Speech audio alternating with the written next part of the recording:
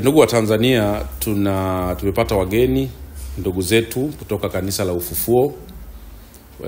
Sisi kama mtandao au kituo cha haki za binadamu tunaodili na masuala ya utetezi wa haki za binadamu, watetezi wa haki za binadamu hapa nchini, tunafarijika kuona kwamba watu wakiwa na changamoto zao wanatutambua na kama ni wadau ambao tunaweza kushiriki kutatua changamoto wanazokumbana nazo. Wenzetu Kanisa la Ufufuo wote mnafahamu kabisa kwamba hadi sasa kanisa lao liko kwenye sintofahamu, kwa sababu siwezi kusema kwamba limefungiwa au halijafungiwa, kwa sababu kwa mujibu wa maamuzi ya mahakama madogo, kwa mujibu wa barua ya waziri, inaonekana kabisa kwamba mpaka sasa hivi kanisa hili halijulikani limefungiwa au halijafungiwa. Kwa maana hiyo ni nini? Ni kwamba Watanzania hawa ambao ni wengi kwa maelfu wanaofanya ibada katika kanisa hili wamewekwa katika njia panda, na ndio maana sisi tukaona kwamba tukafarijika kuona kwamba wamekuja kutulilia. Na hapa mbeleni tuna Askofu Amos ambaye anatoka mkoa wa Shinyanga pamoja na waumini baadhi ambao wamekuja kuwakilisha maelfu ya maaskofu wa kanisa hili nchi nzima kuja kuomba mtandao.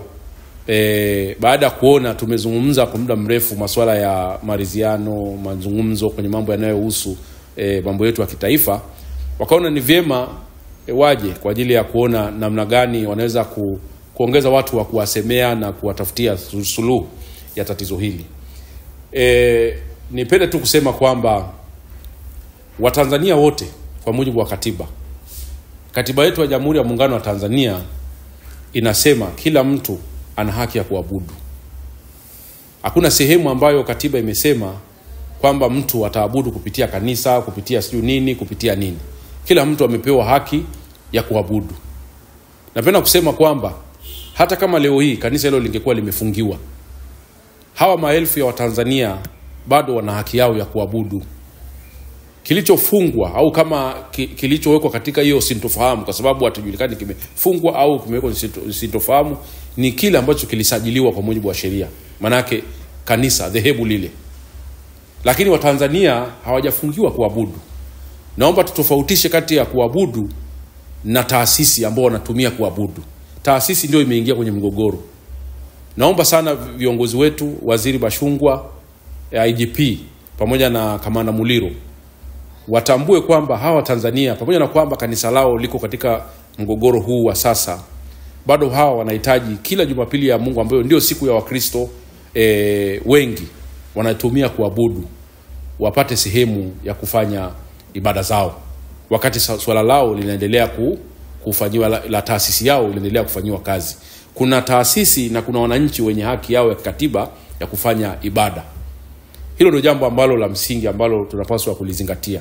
Na kwa mujibu wa barua ya waziri, manake baada ya barua ya waziri kutoka, tulidhania kabisa kwamba hawa sasa watakuwa wako huru kufanya shughuli zao za kiibada, kwa sababu hata barua hili ya wizara imeeleza kwamba hawatambui barua yoyote ya kufungia dhehebu hili.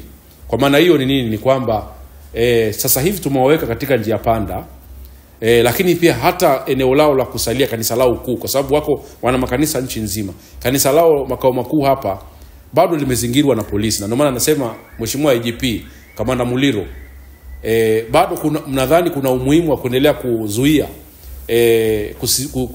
kuzunguka kanisa lile.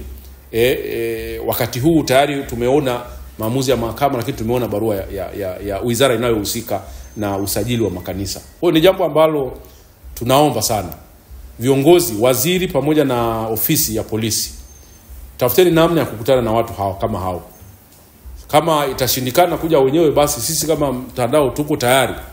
Waziri Bashungwa, kwa hao ambao maaskofu, viongozi wengine waliobaki, tunaomba ukutane nao. Polisi, jeshi la polisi, IGP au afande Muliro, tunaomba ukutane nao ili muweze kulizungumza, kuliko kila Jumapili tuone zile drama, tuone yale mivutano mitufuano kati ya waumini hawa na askari.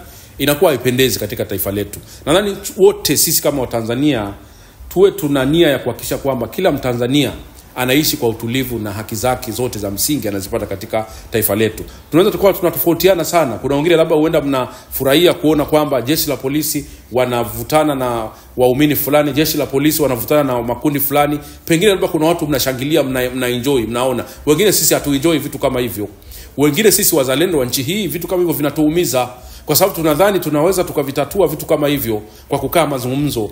Turudishe utaratibu wa kusikilizana. Tusiogopane. Hawa watu ni Watanzania. Hawa watu ni wenzetu. Walikuwa wanafanya ibada zao kama kawaida. Kama kiongozi wao alitokea akatamka maneno, na uzuri Gwajima alizungumza haya mambo nje kabisa ya ibada. Hakuwa kwa kanisani, alikuwa kwenye hoteli anazungumza. Kwa alizungumza kama mbunge, alizungumza kama Mtanzania. Kwa hiyo wangepaswa kama